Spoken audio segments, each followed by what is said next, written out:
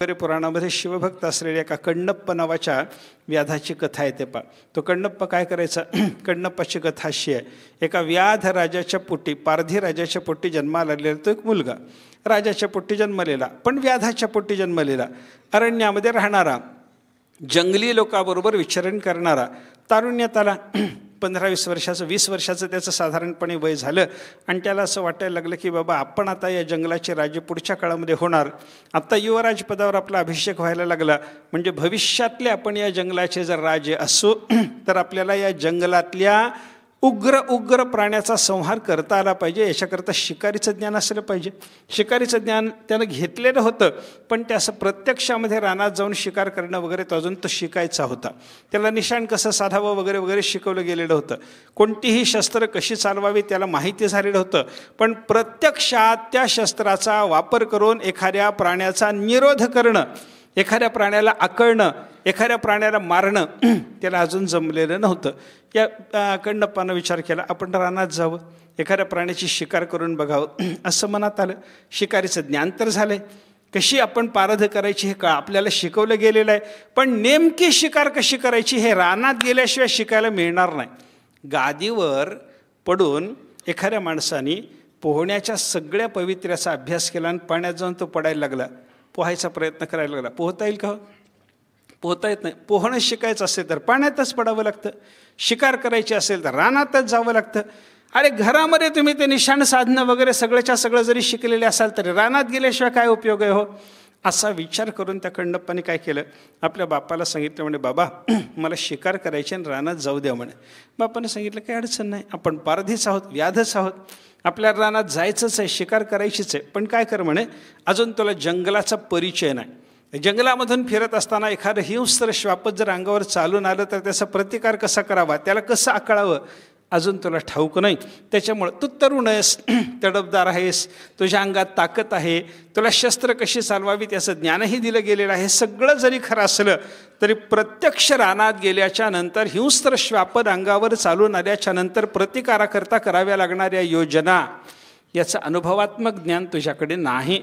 म्हणून एक काम कर म्हणे, तू जा रानात, शिकार तूच कर, पण तुझ्यासोबत माझे 2 अनुभवी सेवक देतो, त्यांना तू सोबत घेऊन जा म्हणे. त्यांना ठीक आहे म्हणून सांगितलं. बापाने 1-2-4 सेवक दिले. हा रानामध्ये गेला. रानात गेल्याच्या नंतर इकडे तिकडे फिरताना एक असं उन्मत्त असलेलं एक रानडुकरासारखं जनावर त्याच्यासमोर आलं. यानं त्याच्या पाठीमागं लागून त्याची शिकार करायची ठरवली. त्याला बाण मारायचा ठरवला. त्याच्या पाठीमागं धावत राहिला, त्याला बाण मारला.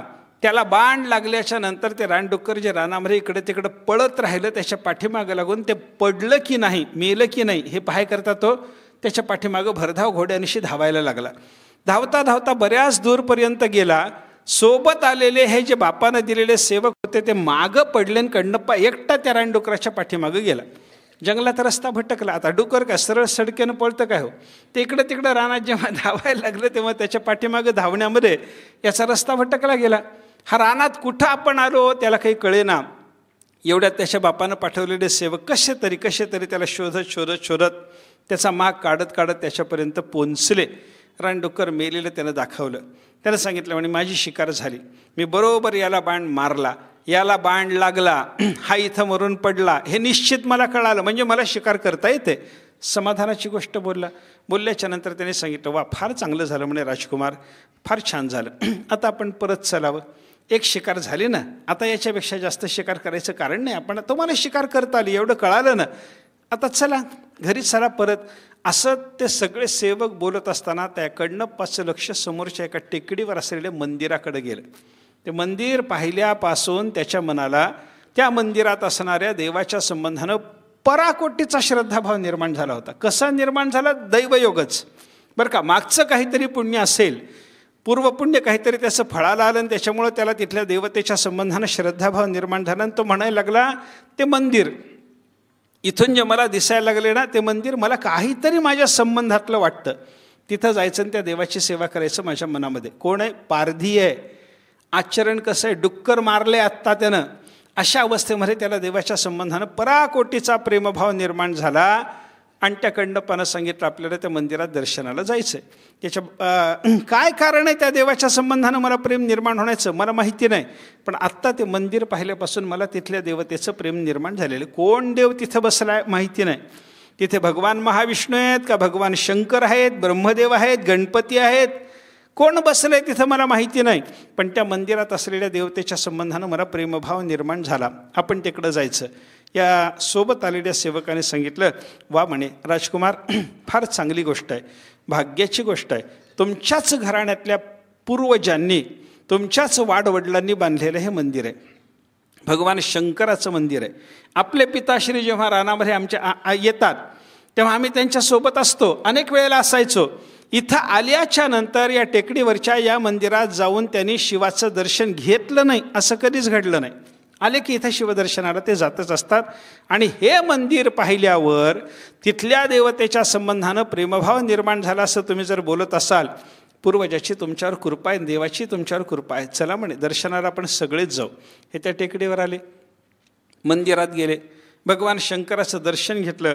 आणि भगवान शंकराचं दर्शन सर्वांनी घेणं झाल्याच्या नंतर या कण्णप्पाच्या अंतःकरणामध्ये देवाच्या संबंधानं जे प्रेम दाटून आलं, त्या कण्णप्पानं भगवान शंकराच्या त्या लिंगाला गाढ मिठी मारली.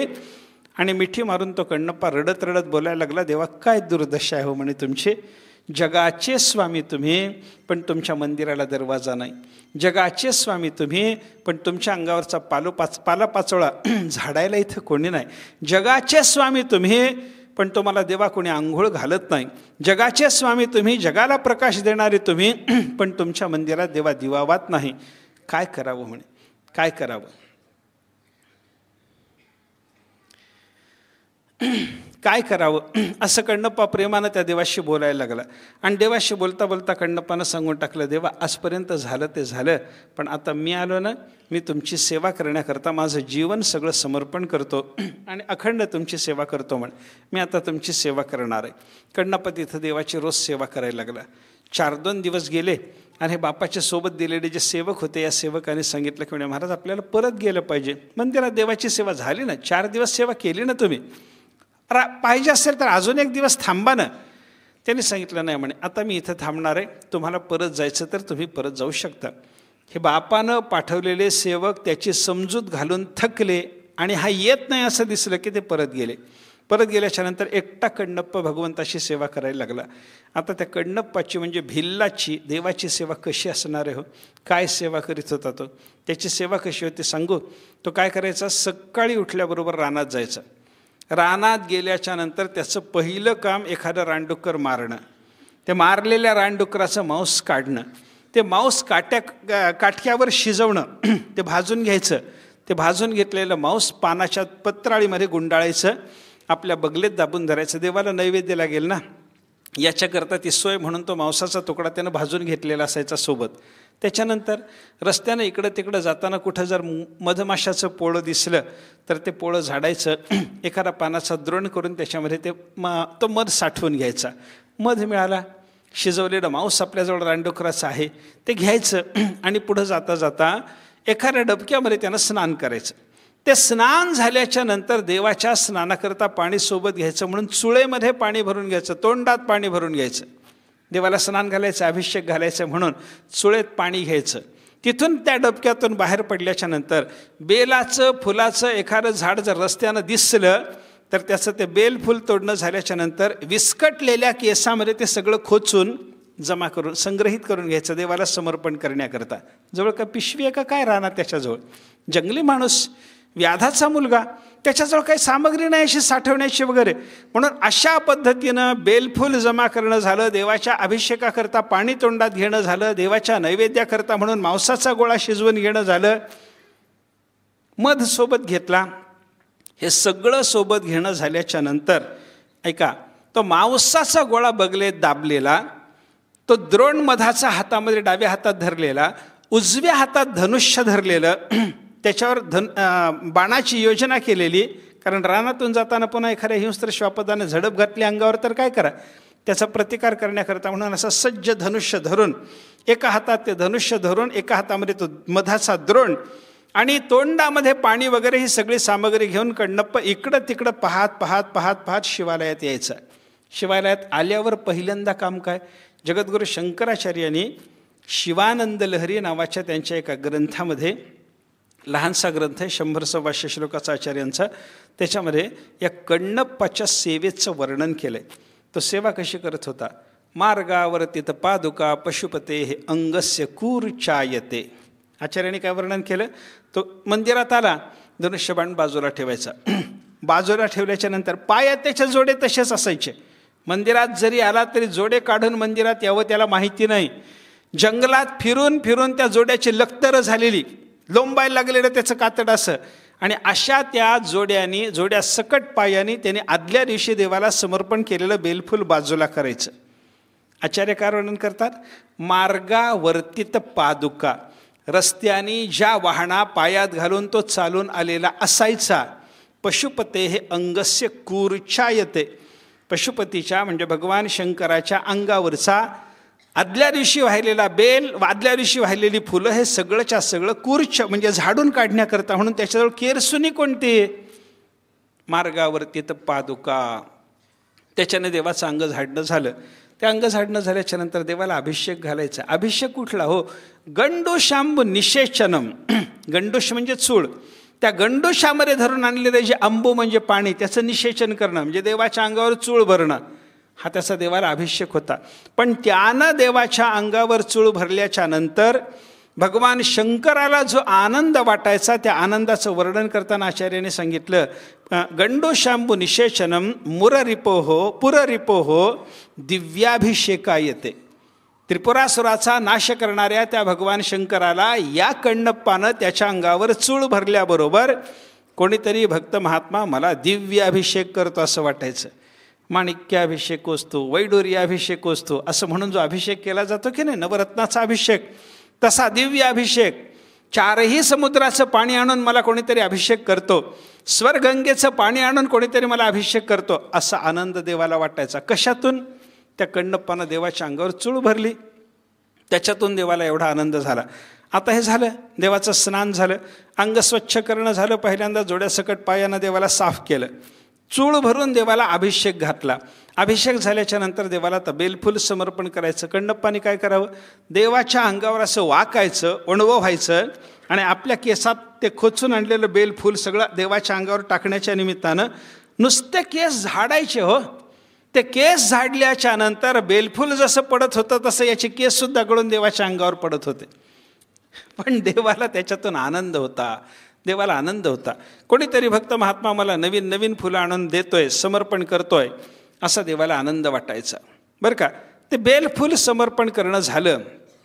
देवाला नैवेद्य, भगवान शंकराचा स्वभाव असा म्हणतात, त्यांना स्नानानंतर गंधफूल समर्पण केल्यावर, बेल समर्पण केल्यावर नैवेद्याला उशीर चालत नाही.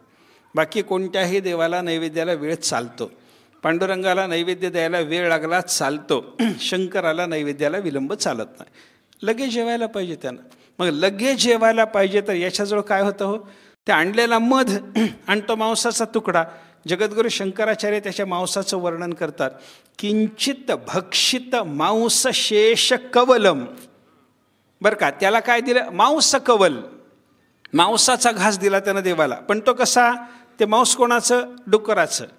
ते मांस काढणं झालं, आधीच ते मांस, त्यात ते डुकराचं, त्याच्यात ते शिजवलेलं, उत्तरोत्तर अपवित्रता त्याच्या ठिकाणी निर्माण होते. बरं का, मांस म्हणलं कीच अपवित्र, डुकरासारख्या प्राणाचं म्हणलं की अधिक अपवित्र, ते शिजवलं म्हणलं अजून अपवित्र. बरं का, आणि शिजवल्याच्या नंतर तरी त्यानं जसंच्या तसं देवाला आणून दिले का? किंचित भक्षित. ते कसं चवदार झाले की नाही, खाऊन बघायचं. देवाला बेचव देऊन काय करायचं? हो, देवाला गोड बोरं दिली पाहिजेत, याच्याकरता शबरीनं आंबट बोर येऊ नये म्हणून प्रत्येक बोर जसं उष्ट करून ठेवलेलं असायचं ना, तसं कण्णप्पासुद्धा रोज रोज मांस चवदार झाले की नाही हे पाहायचं ना. किंचित भक्षित मांस शेष कवलम, याच्या खाण्यातून उरलेला तो मांसाचा तुकडा तो देवाला नैवेद्य म्हणून समर्पण करायचा.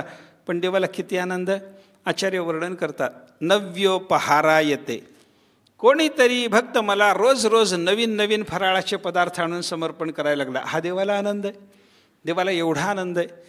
आता विचार करा, कण्णप्पाने केलेल्या या पूजेमध्ये कोणता पूजा प्रकार आपल्या दृष्टीनं, सामान्य माणसाच्या दृष्टीनं, व्यवहारी माणसाच्या दृष्टीनं योग्य पूजा प्रकार कोणत्या सांगा ना? देवाचं अंग साफ करण्याकरता जोड्याने देवाला झाडलं, चांगलं आहे. देवाला बेलफुल समर्पण करण्याकरता म्हणून देवाच्या अंगावर ओणवाहून केस झाडले, चांगलं आहे. काही चांगलं नाही ना. देवाला अभिषेक घालण्याकरता देवाच्या अंगावर यानं चूळ भरली, चांगलं आहे नाही ना. देवाला नैवेद्य समर्पण करण्याकरता म्हणून मांस, तेही डुकराचं, तेही शिजवलेलं, तेही खाऊन पाहिलेलं, उष्ट केलेलं, तर देवाला समर्पण करतो. काही चांगलं नाही ना, काही चांगलं नाही. मग हे सगळं चांगलं नसताना देवाला जो आनंद होता याचं कारण काय? जगद्गुरू शंकराचार्य सांगतात, याचं एकमेव कारण त्या कण्णप्पाच्या अंतःकरणात असलेला भक्तिभाव. भक्ती किन्न करोती. आचार्य विचारतात आपल्याला, भक्ती काय करत नाही बाबा? अहो वनचरो, अरे बाबा एक सामान्य जंगली माणूस, वनचर माणूस, पण भक्ता वतंसा येते. भक्ताच्या मुकुटमण्यासारखी त्याची योग्यता भगवंताने सिद्ध करून दिली आणि त्याला कैलासाला नेलं. त्या कण्णप्पाच्या भक्तीची देवानं परीक्षा पाहिली. हे आचार्याने केलेलं वर्णन संपलं. पण पुढं चला, थोडं त्या कण्णप्पाचं चरित्र आणि त्याची भक्ती बघा. काय माणसं जे आपण बोलू त्याच्यातून जेवढं काही विपरीत घेता येतं तेवढं घ्यायला तयारच असतात बघा. देवाला खुश करायचं असेल तर जोड्यानं झाडलं पाहिजे. मला एक जण बोलला, तुम्ही कण्णप्पाच्या कथेत नाही का सांगितलं, देवाला खुश करायचं असेल तर त्याच्या अंगावर चूळ भरावी, देवाला खुश करायचं असेल तर त्याला मांसाचा नैवेद्य दाखवा. कण्णप्पावर देव खुश झाला नाही का? अरे कण्णप्पासारखी भक्ती असू द्या आणि कण्णप्पासारखं जंगली पण तुमच्या ठिकाणी असू द्या, मग तुम्ही केलेलं सगळं देव सहन करायला तयार आहे. तुमच्या ठिकाणी जंगलीपणाही नाही, तुमच्या ठिकाणी कण्णप्पासारखं अज्ञानही नाही, तुमच्या ठिकाणी कण्णप्पासारखा भगवंताच्या विषयीचा प्रेमभावही नाही, आणि तुम्ही वाटेल ते केलेलं देवाने सहन करावं असं जर कोणी म्हणायला लागलं ते कसं शक्य आहे? शक्य होत नाही. कण्णप्पाचा भक्तिभाव बघा. पुढं काय झालं? काही दिवसाच्या नंतर देवाच्या मनात ही कण्णप्पाची सेवा चालू होती बरं का. कण्णप्पा देवाला हे सगळं देवाची पूजा करणं झालं, देवाला तो मांसाचा गोळा नैवेद्य म्हणून समर्पण करणं झालं की मग उरलेला तो मांसाचा गोळा स्वतः खायचा, आपले पोट भरायचा, दिवसभर देवाशी बोलत बसायचा. करमणूक पाहिजे ना देवाला, आपल्याला करमणूक पाहिजे, देवालाही करमणूक पाहिजे, म्हणून यानंच देवाशी बोलायचं, देवाकडून उत्तर यानंच बोलायचं. एक पात्री प्रयोगासारखं त्यानं देवाशी बोलावं, देवाचं उत्तर यानंच बोलावं, असा संवाद दिवसभर करायचा. संध्याकाळी बसून थोडं भजन करायचं, काहीतरी त्याला जसं जमेल तसं टाळी वाजवून वगैरे वगैरे त्याच्या जंगली पद्धतीनं भजन करायचं.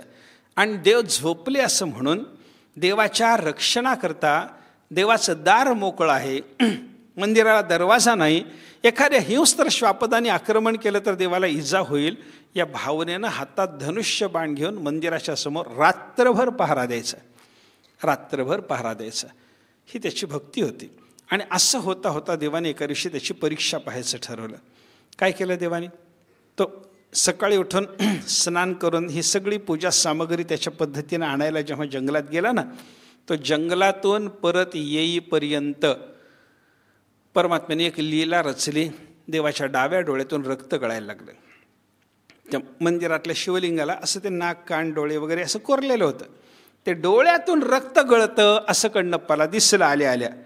कण्णप्पाने विचार केला, माझ्या देवाचा डोळा गेला, डोळ्यातून रक्त यायला लागलं. कोणीतरी एखादा वाघासारखा प्राणी इथं आला असेल, त्यानं आक्रमण केलं असेल, पंजा मारला असेल, देवाचा डोळा गेला. कण्णप्पा रडायला लागला धाय मोकलून, माझ्या देवाचा डोळा गेला गेला गेला. थोडा वेळानंतर कण्णप्पा म्हणायला लागला, आपण एक प्रयोग करून पाहू. त्याच्या जंगली बुद्धीला जे जाणवलं त्याच्यात तो विचार करतो, देवाचा डोळा गेला ना, आपला डोळा देवाला जर लावला तर देवाचा डोळा ठीक होईल ना, असा विचार. भक्ती आहे की नाही याच्यात बघा, प्रेम आहे की नाही देवाच्या संबंधानं. त्याचा विचार जंगली असेल, त्याच्या विचाराला काही महत्त्व नसेल, पण हे जरी असलं तरी त्याचा तो विचार भक्ती भावनेनंच त्याला स्फुरलेला आहे, ही गोष्ट नाकारता येत नाही. कण्णप्पानं काय विचार केला, माझा डोळा देवाला देतो म्हण. मी आंधळा झालो चालेल, पण देवाला आंधळे पण कसं शोभेल बाबा. त्यानं काय केलं, बाणाच्या टोकानी आपला डावा डोळा असं काढून घेतला आणि देवाच्या डोळ्यावर तो डोळा लावला. आणि देवाने लीला दाखवली, हो याचा डोळा देवाला त्यानं चिकटवल्याबरोबर देवाचा डोळा ठीक झाला. कण्णप्पाला आनंद झाला, छान झालं म्हणे, माझ्या देवाला डोळा आला, माझा डोळा गेला चालेल, देवाला डोळा यावा ही भावना होती, देवाला डोळा आला, माझ्या देवाला डोळा आला, म्हणून कण्णप्पा आनंदानं शिवशिव करून नाचायला लागला. तो नाचत असताना अजून परीक्षा पाहण्याच्या निमित्तानं देवानं दुसरी लीला दाखवली.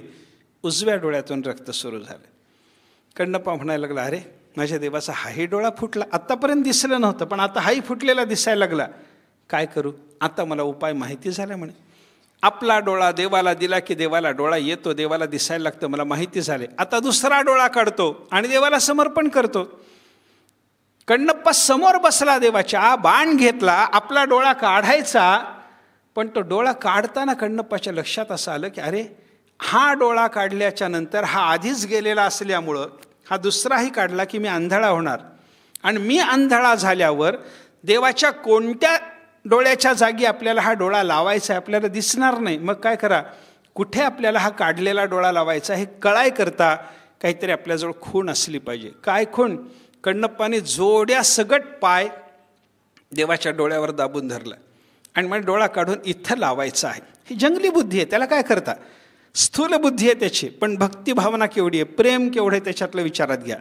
कण्णप्पाने तो पाय जोड्या सकट देवाच्या डोळ्यावर दाबून धरला, बाणाने आपला डोळा काढला, देवाच्या डोळ्याच्या जागी लावला आणि तो दाबून धरल्याबरोबर देवाला दृष्टी आली आणि भगवंतानी कृपा करून कण्णप्पाला ही दृष्टी दिली. आणि कण्णप्पाचा असा भक्तिभाव पाहून परमात्म्याने कण्णप्पाला कैलासाला नेलं. ही कथा स्कंद पुराणामध्ये आपल्याला ऐकायला मिळते. कथेचं तात्पर्य काय? कण्णप्पासारखा जंगली जीवसुद्धा भक्त श्रेष्ठाच्या पदवीला जो प्राप्त झाला तो कशामुळं प्राप्त झाला सांगा ना? एकमेव त्याच्या अंतःकरणात भक्तिभावाचा उदय झाला म्हणून. त्यानं योगाभ्यास केला असता तर एवढा मोठा तो झाला नसता. त्यानं कर्मानुष्ठान केलं असतं तर एवढं मोठे पण त्याला आलं नसतं. त्यानं स्वरूप साक्षात्कारात्मक ज्ञान संपादन करण्याचाही जरी प्रयत्न केला असता तरी एवढी मोठी पदवी कण्णप्पाला प्राप्त होण्याची शक्यता नव्हती. कण्णप्पाला श्रेष्ठत्व जे प्राप्त झालं एकमेव कारण भक्ती, अंतःकरणात देवाच्या संबंधानं निर्माण झालेला प्रेमभाव, हेच एकमेव त्याचं कारण आपल्याला पाहायला सापडतं बरं का. म्हणून आपण पाहत काय होतो, काहीही बाहेरची गुणसंपदा परमात्मा विचारात घेत नाही. आचरण कसं आहे परमात्मा पाहत नाही. व्याधस्य आचरणम ध्रुवस्य च वयः, ध्रुवासारख्याचं वय काय देवाने पाहिलं नाही. विद्या गजेंद्रस्य का, परमात्मा विद्येचाही विचार करत नाही. विद्या पाहूनच जर परमात्मा संतुष्ट झाला असता तर गजेंद्र नावाच्या हत्तीवर देवाला संतुष्ट होता आलं नसतं. गजेंद्र नावाच्या हत्तीवर देव संतुष्ट झाला ना. नारायणाखिल गुरो भगवन नमस्ते म्हणून भगवंताला कमळ समर्पण करून भक्तिभावानं शरण गेलेल्या त्या गजेंद्राला परमात्मा प्रसन्न झाला ना. परमात्म्याने त्याला प्रसन्न होणं कशामुळं केलं? त्याच्याकडे विद्या होती म्हणून? नाही बाबा, त्याच्याकडं ज्ञान नाही तरी परमात्मा त्याला प्रसन्न झाला. विद्या गजेंद्रस्य का जातीर विदुरस्य, विदुराची जात काय हो? भक्तश्रेष्ठ विदुर काका. देवाने सुद्धा विदुराच्याबद्दल बोलत असताना विदुराला काका म्हणून संबोधावं एवढी योग्यता जी विदुरांना प्राप्त झाली. विदुराच्या घरी जाऊन देवानी कण्या खायला तयार व्हावं, विदुराच्या घरी जाऊन देवानी केळं खायला तयार व्हावं, हा अधिकार विदुराला जो प्राप्त झाला बरं का. शिष्टाई करण्याकरता पांडवांच्याकडून कौरवाकडे जेव्हा भगवान आले होते की नाही, शिष्टाई फसली आणि शिष्टाई फसल्याच्या नंतर दरबारातून बाहेर पडत असताना दुर्योधनानं सांगितलं, देवा तुम्ही आमच्याकडे आलात, आमच्याकडे दूत म्हणून आलात, धर्मराजाचे दूत म्हणून आलात, शिष्टाई करण्याकरता आलात. शिष्टाईच्या प्रसंगानं तुमचं आमचं जे बोलणं झालं त्याच्यात तुम्हाला यश मिळालं नाही, गोष्ट खरी आहे.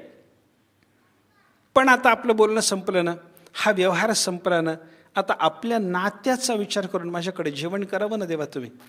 देवानं सांगितलं तसं होत नाही म्हणून, तसं होत नाही. नातं आहे माझं तुमचं. दुर्योधन म्हणाला.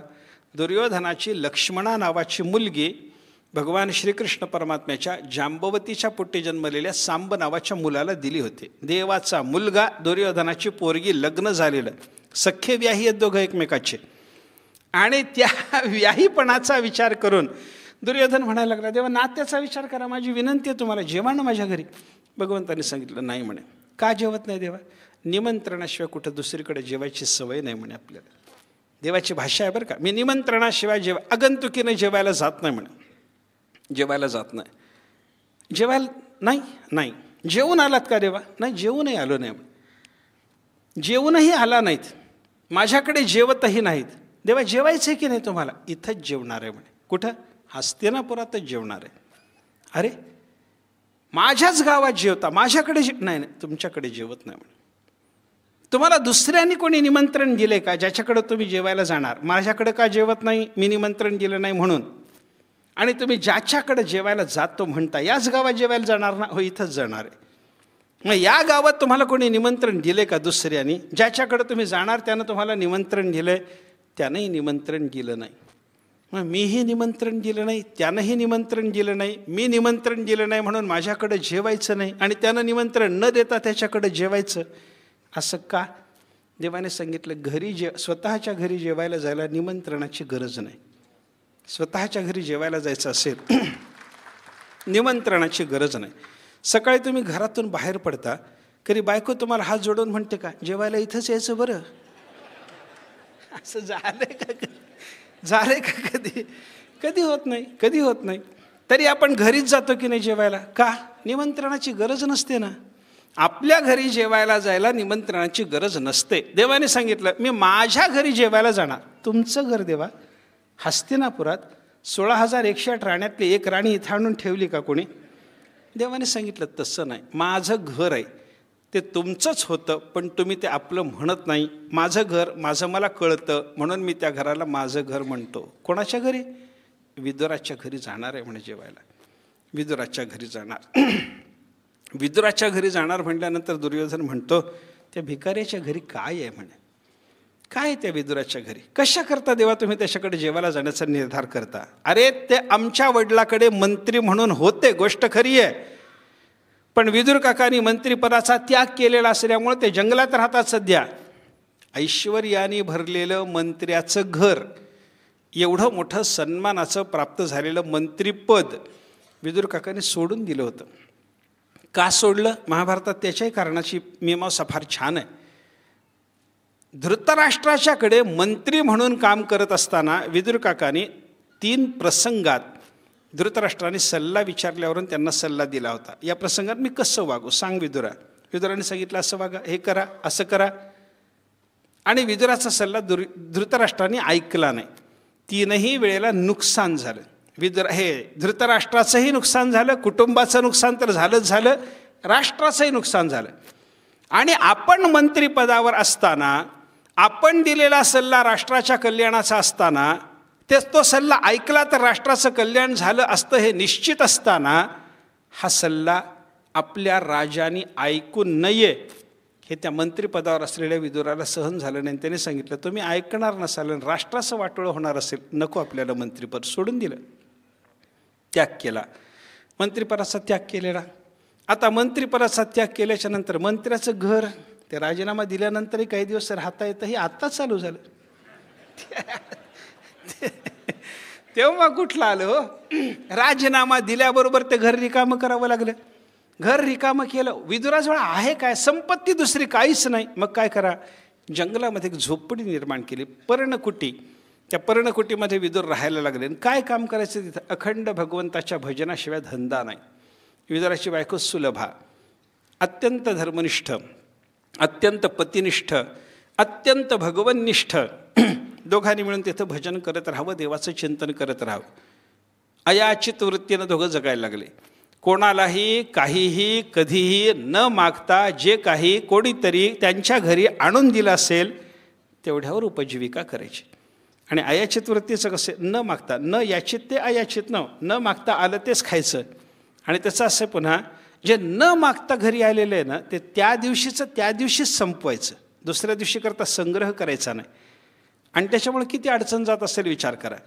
विदुर काकांनी ही अयाचित वृत्ती स्वीकारलेली, सपत्नीक अयाचित वृत्ती. कोणी त्या विदुराला त्या जंगलामध्ये काय नेऊन देणार? कोणी काही नेऊन द्यायचं नाही. योग असा होता, भगवान श्रीकृष्ण परमात्मा धृतराष्ट्राच्या सभेतून जेव्हा बाहेर पडले, तेव्हा बाहेर पडत असताना उद्धवाला सोबत घेतलं होतं देवाने. त्या प्रसंगात उद्धवच रथ हाकायला बसले होते. रथात बसल्या बसल्या उद्धवानी देवाला विचारलं, देवा रथ कुठं न्यायचं आहे? तुम्ही तर आत्ता सभेमध्ये बोललात आपल्याला एका घरी जेवायला जायचं आहे, पण तुमचं दुर्योधनाचं झालेलं पुढचं बोलणं मला ऐकू आलं नाही. कुठं जायचं आहे? देवाने सांगितलं, उद्धवजी चलो विदुर घर जाए. सूरदास महाराजांचं पद आहे, उद्धवजी चलो विदुर घर जाए. बड़े बड़े मंदिर कौन काम के भाव अदब नहीं पावे. उद्धवजी चलो विदुर घर जाय. या हस्तिनापुरामध्ये बडे बडे मंदिर आहेत. मंदिर म्हणजे घर, मोठी मोठी वाडे आहेत, मोठी मोठी घरं आहेत. कौन काम के, पण ही घरं काय कामाची? भाव अदब नाही पावे. आपल्याविषयीची भावना, आपल्याविषयीचा आदर इथं आपल्याला दिसत नसेल, काही नाही म्हणे उद्धवा, आपल्याला इकडं जायचं नाही. कुठं जायचं मग देवा? विदुर घर जाय, विदुर घर जाय. विदुराच्या घरी भगवंताची स्वारी निघाली आणि देव विदुराच्या घराच्या दिशेनं रथ घेऊन निघाले. हे हस्तिनापुरातल्या लोकांनी जेव्हा पाहिलं तेव्हा काही कामकाजाकरता गावात आलेले विदुर इकडे तिकडे फिरत होते. त्यांना लोकांनी सांगितलं तुमच्या घराकडं देवाचा रथ निघाला आहे. मग विदुर भगवंताच्या दर्शनाकरता घाईघाईनं आपल्या घराकडे निघाले. आधीच भगवान आलेले. दरवाजा देवानी वाजवला. विदुराची पत्नी स्नान करत होती. एकच वस्त्र त्या माऊलीकडे असल्यामुळे अंगावरचं ते वस्त्र काढून ठेवल्यानं स्नान करायला बसलेली माऊलीन देवाची दारावर थाप ऐकू आल्याबरोबर कोण आहे म्हणून हिनं विचारलं. मी श्रीकृष्ण परमात्मा आलो असं देवाने सांगितल्याबरोबर देहभान विसरली. दरवाजा उघडला. विदुर पत्नीनं देवाला आत घेतलं, आसन मांडलं, देवाला बसवलं. अंगावर वस्त्र नाही याचंसुद्धा तिला भान राहिलं नाही. आणि अशा अवस्थेमध्ये विदुराकडं त्या दिवशी कोणीतरी केळं आणून दिलेली होती एका टोपलीमध्ये. ते टोपलं घेऊन देवाच्या समोर बसले. देवाने सांगितलं घरी गेल्या गेल्या भूक लागली, खायला काहीतरी पाहिजे. विदुर पत्नीनं काय करावं? ते केळाचं टोपलं घेऊन देवाच्या समोर बसले. केळ सोलावं, गाभा आपण खावा, सालपट देवाच्या हातात द्यावं. देवाने ते सालपट खाता खाता कौतुक करावं. वा, असं केळ ब्रह्मांडात कुठे मिळत नाही म्हणे. कुठेही मिळत नाही, कुठेही मिळत नाही. उत्तम केळं, उत्तम केळं, उत्तम केळं. साल खाणं चालू आहे आणि केळाचं कौतुक करणं चालू आहे. एवढ्यात विदुर धावत घरी आले. दरवाजा उघडा पाहिला. आत देव आसनावर बसलेले पाहिले. देवाच्या समोर आपली बायको आहे ती विवस्त्र हे पाहिलं. आणि टोपल्यातले केळं सोलते, गाभा आपण खाते, देवाच्या हातात सालपट देते हे पाहिल्याबरोबर विदुराने सहज आपल्या धर्मपत्नीला हाक मारली. सुलभे, काय चाललंय तुझं? एवढं म्हणल्याबरोबर त्याचा देहभाव जागा झाला. धावत घरात गेली. वस्त्र अंगावर घेतलं, देवाच्या समोर येऊन बसले. परत केळ सोललं, देवाच्या हातात गाभा दिला, सालपट स्वतः खायला लागले. आणि तो केळाचा गाभा खाता खाता भगवान म्हणायला लागले, सुलभे, आत्तापर्यंतची केळं चांगली होती ग, हेच केळ बेचव कसं लागलं म्हणे. खात होते सालपट आणि करत होते केळ म्हणून कौतुक. आत्ता केळाचा गाभा खातात, पण हे केळ असं कसं विचित्र लागलं म्हणतात. हे पाहिल्याबरोबर विदुराच्या डोळ्यात पाणी आले. आणि विदुराने विचारलं, देवा काय चाललंय? आत्तापर्यंत सालपट खात होता आणि कौतुक करत होतात, आत्ता केळ दिले तुमच्या हातामध्ये माझ्या बायकोनं, तर हे कसं असं बेचव लागलं म्हणता. काय देवा? देवाने सांगितलं, विदुरा तुम्हाला माहिती नाही का माझा स्वभाव कसा आहे? अंतरीची घेतो गोडी, पाहे जोडी भावाची. देव सोयरा, देव सोयरा, देव सोयरा दिनाचा. अंतःकरणात असलेली भक्ती मी पाहत असतो. पत्र पुष्प फल हे भजावया मिस केवळ, वाचोनी आमुचा लाग निष्कळ भक्ती तत्व. भक्ताच्या अंतःकरणात असलेली शुद्ध भक्तीच मी सेवन करत असतो. ती भक्ती समर्पण करण्याकरता भक्तानं मला दिलेली वस्तू कशी आहे, काय किमतीची आहे, याचा विचार माझ्या मनामध्ये नसतो. हे देवाने समजून सांगितलं. तिथं पुढे विदुराच्या घरच्या कण्याही देवानी खाल्ल्या. हे सगळं चरित्र मला सांगायचं आत्ता कारण नव्हतं, पण कशाकरता सांगितलं? विदुराची जात काय चांगली म्हणून विदुराचं देवानी अन्नसेवन करावं, काय नाही. पण जातीचा विचार देवाकडे नाही. देवाकडे विचार कोणता? भक्तीचा विचार. याच्या अंतःकरणातली भक्ती कोणती, कशी आहे हे परमात्मा पाहतो. आचरण पाहत नाही, वय पाहत नाही, विद्या पाहत नाही, जात पाहत नाही. का जातीर विदुरस्य यादव पते हे उग्रस्य किम पौरुषम. देव पराक्रमाचा विचार करत नाही. उग्रसेन, यादवाचा राजा उग्रसेन, काय पराक्रम? पोरानं त्याला तुरुंगात टाकावं, राज्यावर बसावं, याला पराक्रम म्हणतात. याला पराक्रम म्हणतात का? उग्रसेनाला कंसानं तुरुंगात टाकावं, कंसानं राज्य करावं, याच्यात त्या उग्रसेनाचा पराक्रम दिसला का? दिसत नाही ना. पण तरीही कंसाच्या नाशाच्या नंतर उग्रसेनाचं राज्य उग्रसेनाला समर्पण करणं झाल्यानंतर परमात्म्याने त्याच्या दारात चोपदारकीचं काम केलं. कशामुळे केलं हो? कशामुळे केलं? पौरुष बघितलं का? पराक्रम पाहिला का उग्रसेनाचा? उग्रसेनाची भक्ती परमात्म्याने पाहिले. उग्रस्य किम पौरुषम कुब्जायाः कमनीय रूपम अधिकम. कुब्जाच्याकडे सुंदर रूप होतं? नाही ना. 3 ठिकाणी वाकडी असलेली कुब्जा, 3 ठिकाणी वाकडी, त्याला काय सुंदरी म्हणावं? सुंदरी म्हणण्यासारखी ती रूप सुंदर आहे, पण देव रूपाकडे पाहत नाही ना, अंतःकरणातला भक्तिभाव पाहतो. किंतत सुदामनो धनम, सुदामा नावाच्या भक्ताचा विचार जर केला तर त्याच्याकडे काय धन? अरे 1 मुठभर पोह्याचा चुरा, तोही भीक मागून आणलेला, त्याने जर देवाला नेऊन समर्पण केलेला असेल, त्याच्याकडे धन आहे, संपत्ती आहे असं म्हणता येतं का? पण तरीही परमात्मा याही लोकावर प्रसन्न आहे. याचा अर्थ काय? बाहेरच्या गुणसंपदेकडे परमात्म्याचं लक्ष नसतं. भक्त्या तुष्यती केवलैहि न तु गुणैहि, केवळ गुणांनी परमात्मा संतुष्ट होत नाही, तो भक्तीने संतुष्ट होतो. भक्तिप्रिय श्रीपती, परमात्मा भक्ती, त्याला प्रेम असलेली, भक्तीचं प्रेम त्या देवाला आहे असा विचार आपल्याला या वचनातून पाहायला सापडतो. याचा अर्थ काय आहे? देवाला सगळ्यात आवडणारं जर तत्त्व कोणतं असेल, भक्ती नावाचं तत्त्व आहे. मग भक्ती देवाला आवडते म्हणून महत्त्वाची. आणि ही देवाला आवडणारी भक्ती, बघा त्या प्रल्हादानी भगवंताला संतुष्ट करण्याकरता म्हणून भजनच केलं पाहिजे हे आपल्या सगळ्या मित्राला समजावून दिलं. आणि ते समजावून देत असताना ते कौमारा चरित प्राज्ञा धर्मान भागवतानिह वगैरे वगैरे तो बोलत राहिला. कुमार वयापासूनच भागवत धर्माचं अनुष्ठान करा, कधी आपलं आयुष्य संपेल सांगता येत नाही बाबा. म्हणून मनुष्यानं धर्माचरण करत असताना आणि भजन करत असताना कधीही भविष्यावर भजन आणि दानधर्म लोटू नये. हे सगळं हे प्रल्हादानी आपल्या मित्रांना समजावून दिलं. हे सांगत असताना सगळ्यात प्राधान्याने मनुष्याने काय केलं पाहिजे? भक्ती केली पाहिजे, भक्ती केली पाहिजे हे प्रल्हाद बोलले. आणि देवाला संतुष्ट करण्याकरता बाकी काही उपयोगी ठरत नाही, भक्तीच उपयोगी ठरते. हे सांगत असताना प्रल्हादाचे शब्द आहेत पा. नालम द्विजत्वम देवत्वम ऋषित्वम वा असुरात्मजाः प्रीणनाय मुकुंदस्य न वृत्तम न बहुज्ञता. पुढं काय सांगितलं त्यांनी? न दानम न तपो नेज्या न शौचम न व्रतानिच प्रियते अमलया भक्त्या हरिही अन्यद विडंबनम. प्रल्हादाच्या मुखातले शब्द तुम्ही ऐका. परमात्म्याला संतुष्ट करण्याकरता तो आपल्या मित्रांना बोलायला लागला, हे असुर बालकांनो, देवाला संतुष्ट करण्याकरता द्विजत्वम न अलम, तुम्ही ब्राह्मण कुळात जन्माला आला हे पुरेसं नाही, तुमचं द्विजत्व तिथं उपयोगी ठरत नाही. देवत्वम, तुम्ही देव पदवीला प्राप्त झाला, याच्याने देव संतुष्ट होत नाही.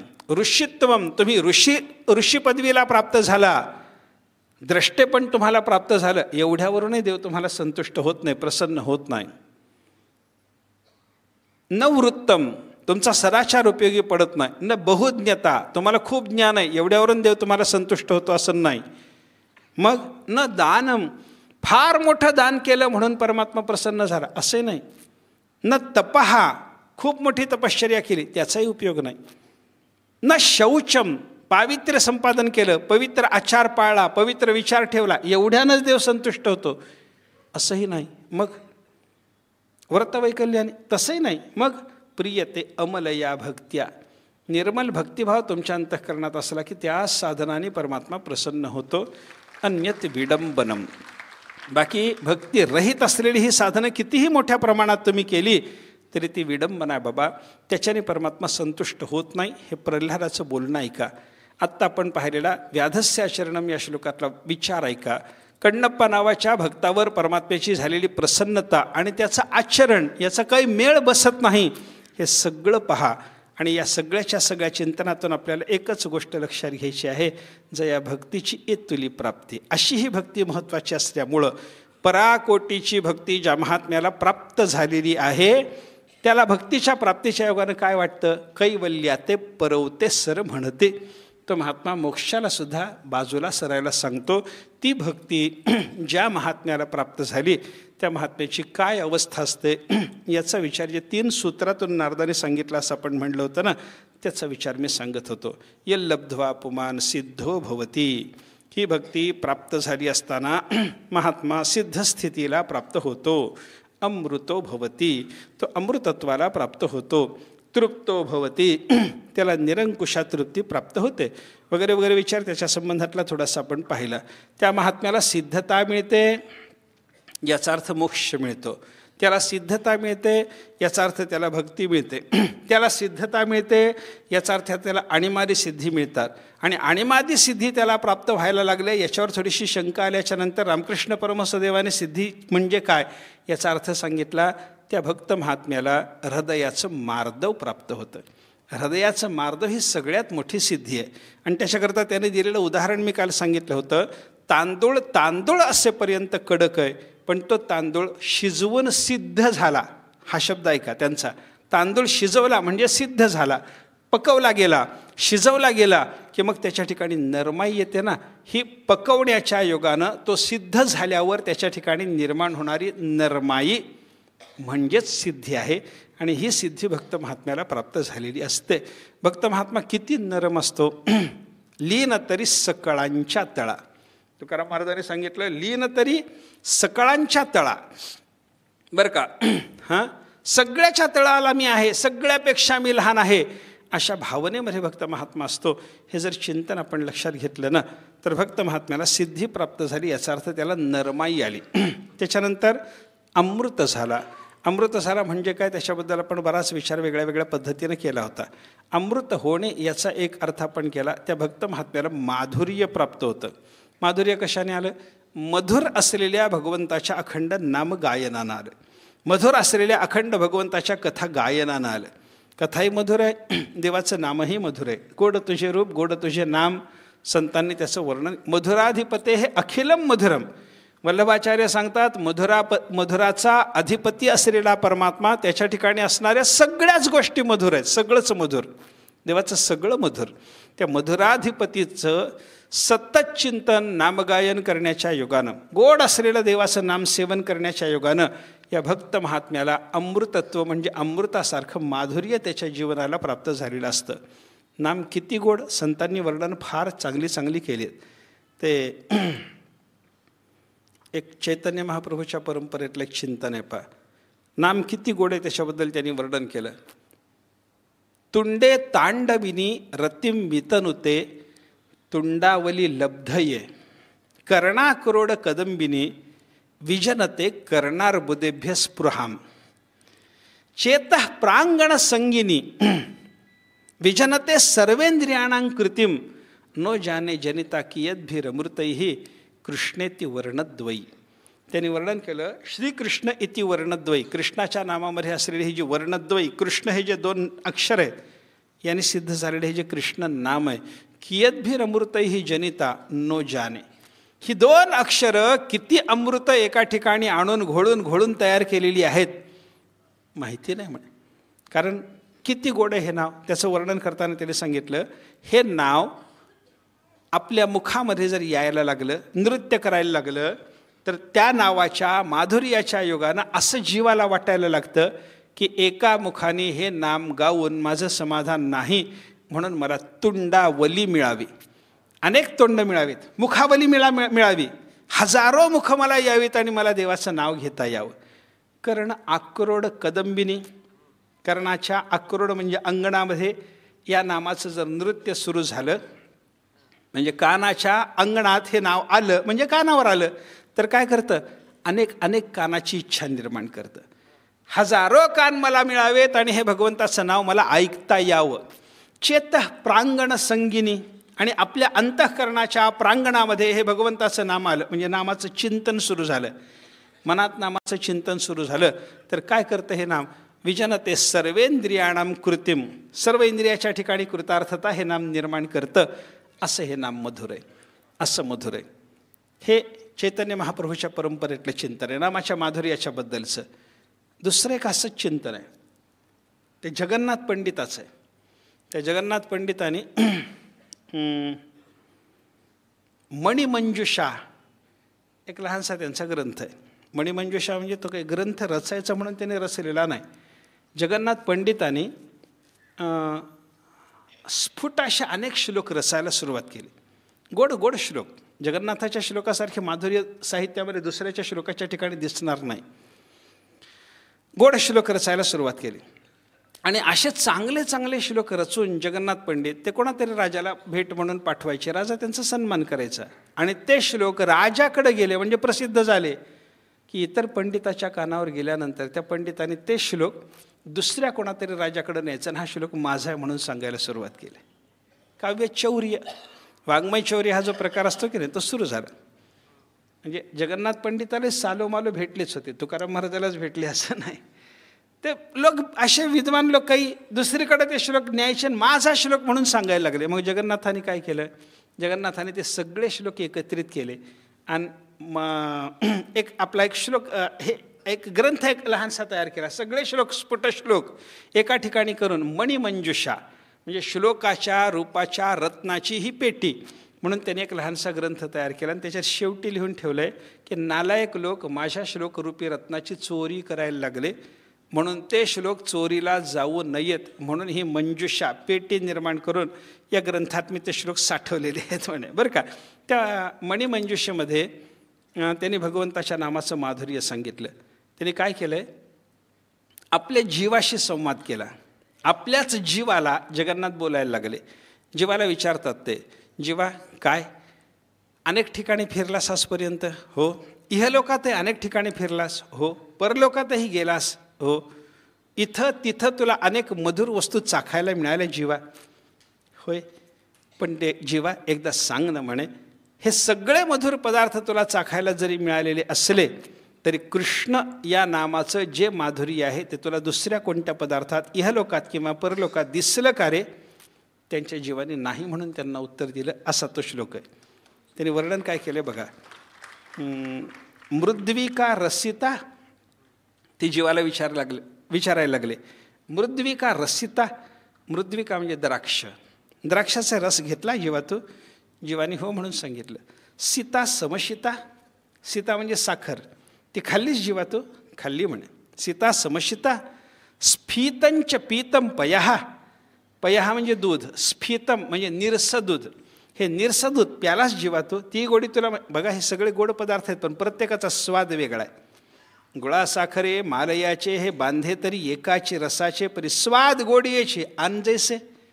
ऐक नाही, पदार्थ जरी गोडच असले तरी प्रत्येकाचा स्वाद वेगळा वेगळा आहे. द्राक्ष गोडच आहे पण स्वाद वेगळा, साखर गोडच आहे पण स्वाद वेगळा, निरस दूध गोडच आहे पण त्याचा स्वाद वेगळा. निरस दूध प्यालाच जीवा? निरस दूध बरं का, नीरस दूध नाही. आपण पितो ते नीरस असतं. आणि खेड्यात जे म्हशीचं गाईचं ताबडतोब काढलेलं जसंच्या तसं दूध आपल्याला धारोष्ण प्यायला मिळतं ना, ते निरस असतं. ते निरस दूध प्यालाच जीवा? प्यालोय म्हणे. बरं. मृद्विका रसिता सीता समशिता स्फीतंच पीतम पै. स्वर यातेनं जीवा, तू जेव्हा स्वर्गात गेला होतास सुधापी अधाई, तुला स्वर्गातलं अमृत प्यायला मिळालं ते प्यालाच जीवा? होय म्हणे. कतिधा रंभाधर खंडित. जगन्नाथ शृंगारिक असल्यामुळं त्यांनी त्या जीवाला विचारलं की बाबा कित्येक वेळा स्वर्गात तुला त्या रंभेचं अधरामृत प्यायला मिळालं, ती गोडी माहिती आहे तुला? माहिती आहे म्हणे. सत्यम ब्रूहि मदीय जीव, मग एवढे गोड पदार्थ चाखणाऱ्या माझ्या जीवा एकदा खरं सांग. सत्यम ब्रूहि मदीय जीव भवता भूयो भवे भ्राम्यता. अनेक वेळेला पुन्हा पुन्हा या जगामध्ये लोकलोकांतरात भ्रमण करताना मधुर मधुर पदार्थाचा आस्वादन करणाऱ्या माझ्या जीवा एकदा खरं सांग. कृष्ण इति अक्षरयोः अयम मधुरिमोद्गारः क्वचित लक्षितः. कृष्ण या नामाचं माधुर्य अनुभवून येणारा जो गोड ढेकर आहे, तृप्तीचा जो गोड ढेकर आहे, तो तुला कुठं पाहायला मिळाला, अनुभवायला मिळाला? हे त्यांनी आपल्या जीवाला विचारल्यावर त्यांच्या जीवाने नाही म्हणून त्यांना उत्तर दिलं. इतकं नाम देवाचं गोड आहे. देवाचं नाम एवढं गोड आहे आणि एवढं गोड असलेलं नाम अखंड घेणं हे साधू पुरुषाचं चालू असल्यामुळं त्यांच्या जीवनालाच माधुर्य प्राप्त झालेलं असतं. म्हणून अमृतो भवती असं त्यांच्याबद्दल वर्णन केलं आहे. तृप्तो भवती, तो महात्मा तृप्त होतो, त्याला निरंकुशा तृप्ती प्राप्त होते. ते हे सगळं वर्णन झाल्याच्या नंतर दुसऱ्या सूत्रात वर्णन करताना नारद म्हणायला लागले, यत प्राप्य, ही भक्ती प्राप्त करून घेतली असताना पुढं सांगितलं, यत प्राप्य न किंचित वांछती न शोचती न द्वेष्टी न रमते न उत्साही भवती. ही भक्ती प्राप्त करून घेतल्याच्या नंतर, ऐका, पहिल्या सूत्रामध्ये सांगितलं यल्लब्ध्वा, इथं सांगितलं यत प्राप्य. बरं का, लाभ आणि प्राप्ती एकच आहे. लाभ आणि प्राप्ती एकच आहे. पण प्रयत्नानं जो होतो तो लाभ आणि कृपेने जी होती ती प्राप्ती, असं त्याच्यामध्ये थोडंसं अंतर केलं आहे बरं का. थोडंसं अंतर आहे. एखाद्या महापुरुषाच्या कृपेनं आपल्याला काही मिळालं, प्राप्ती झाली, आणि आपण प्रयत्नानं मिळवला तो लाभ झाला. भक्ती प्रयत्नानं मिळवली, त्याच्यात काय काय मिळतं त्या भक्ताला, त्याची अवस्था काय होते हे कळालं आता. आणि पुढं सांगितलं यत् प्राप्य, भक्ती प्राप्त झाली.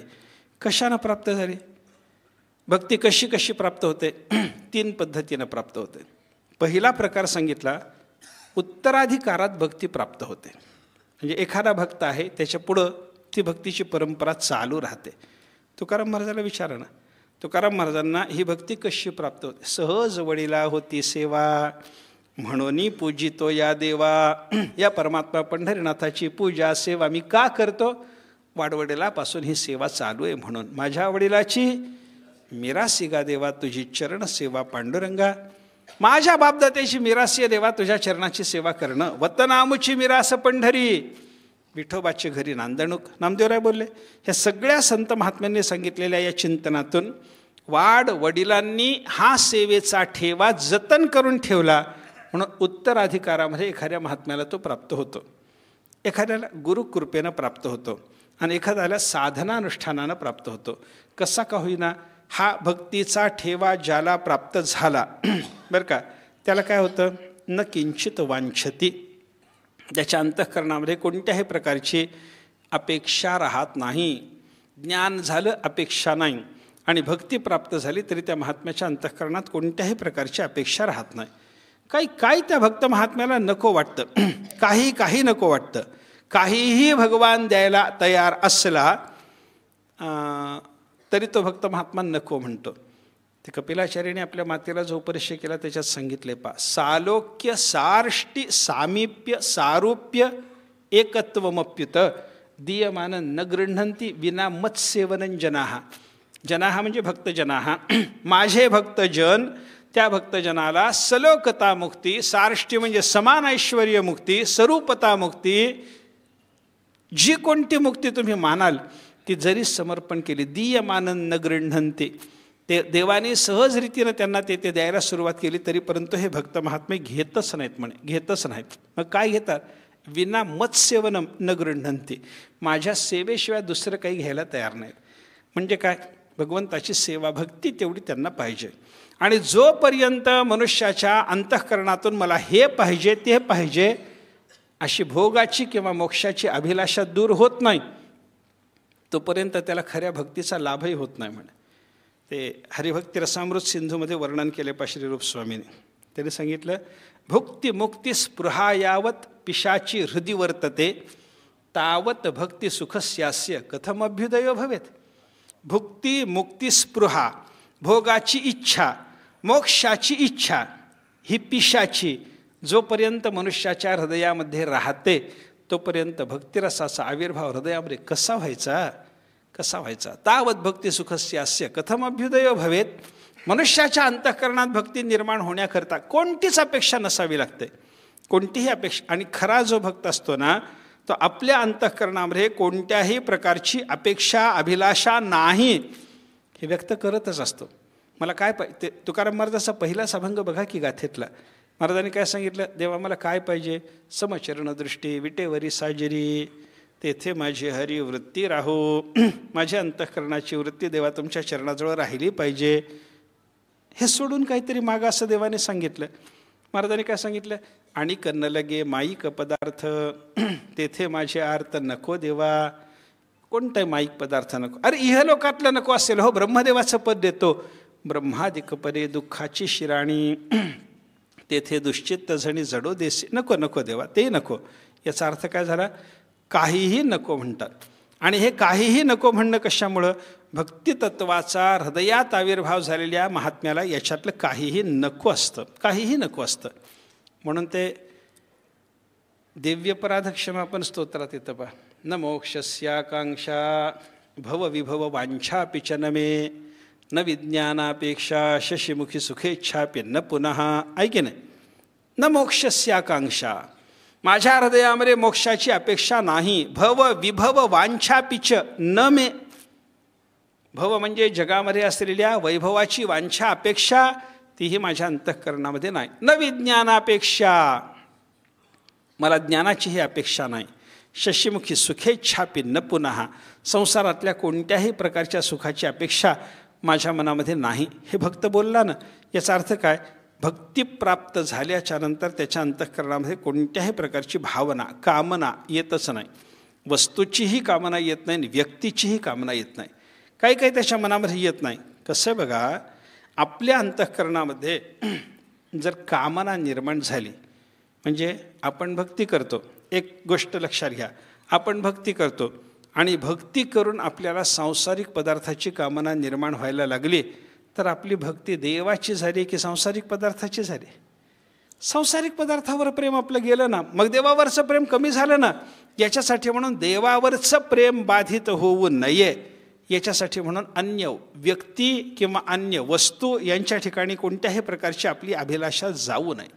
कोणती कामना त्यांच्या संबंधानं आपल्या अंतःकरणामध्ये असू नये, असा एक विचार आपल्याला नारदाने या ठिकाणी सांगितला. भक्त महात्म्याला भक्तीची प्राप्ती झाल्याच्या नंतर न किंचित वांछती, त्याच्या अंतःकरणामध्ये कशाचीही अभिलाषा निर्माण होत नाही. कारण वांछा निर्माण झाली, अपेक्षा निर्माण झाली की भक्ती मलिन होते, प्रेम शुद्ध राहत नाही. ते सकाम झालं की मलिन झालं. निष्काम असेपर्यंत त्या प्रेमामध्ये असलेली जी विशुद्धता आहे ती सकामतेनं बाधित होते आणि मग ते प्रेम मलिन व्हायला लागतं. असं प्रेमाला मालिन्य येऊ नये यासाठी म्हणून त्या महात्म्याने कसं असलं पाहिजे, त्याचा विचार जर आपण केला, महात्म्याला कोणत्याही प्रकारची अपेक्षा नसते. त्या रंतीदेवाने सांगितलं पा, त्याला जेव्हा देव प्रसन्न झाले आणि प्रगट झाले समोर, रंतीदेवाला विचारलं, तुम्हाला काही पाहिजे?